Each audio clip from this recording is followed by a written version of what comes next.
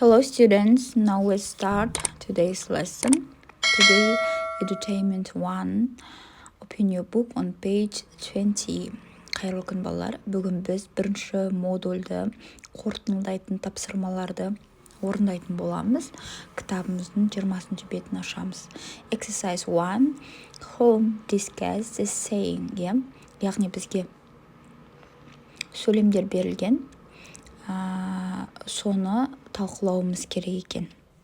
Мен сіздерге өз талқылағанды қалдырдым. Осыған ұқсастырып, сіздер де талқылап жазып алсаңыздар болады. Яғни home sweet home. There is no place like home.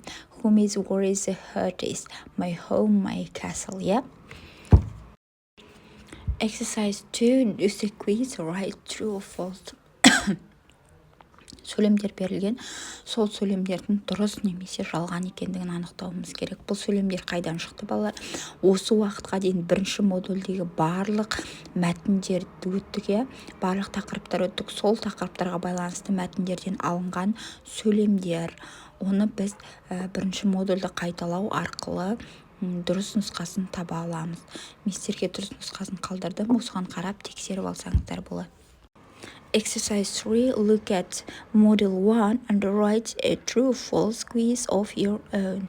Яғни бірінші модульге қарап отырып, сол модульдегі тексттерден алсаңыздар болады. Сол өздеріңіз дейді, сондай жалған дұрыс ақпаратқа байланысты осындай не құрастырыңыздар дейді. Тапсырма құрастырыңыздар дейді. Мен сіздерге бір нұсқаны қалдырдым. Осыған қарап жасасаңыздар да болады балалар. Яғни әр тексттан бір сөйлем алып, соның дұрыс бұрыстығын анықтайтын тапсырма. Next exercise 4. Read the song and fill in the words from the list. Яғни жоғарғы жағында сөздер тұр. Ал home is where is the heart is. Яғни мына жердегі ән берілген, сол әнде байқасаңыздар сөздер қалып кеткен. Сол сөздерді тиісті орнына қойып, осы әнді толықтай орындап шығуымыз қажет екен.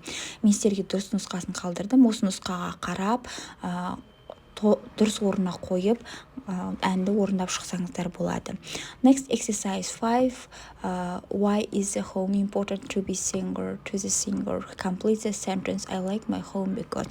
Мен бұл жерде бейін сіздерге орындап қалдырдым. I like my home because it's the place where I feel safe and loved. Яғни мен үйімді жақсы көремін, өйткені мен ол үйімде өзімді еркін сезінемін дейді балалар, қауіпсіз сезінемін. Бүгінге осы сабақ аяқталды. Келесі сабақта кездескенше.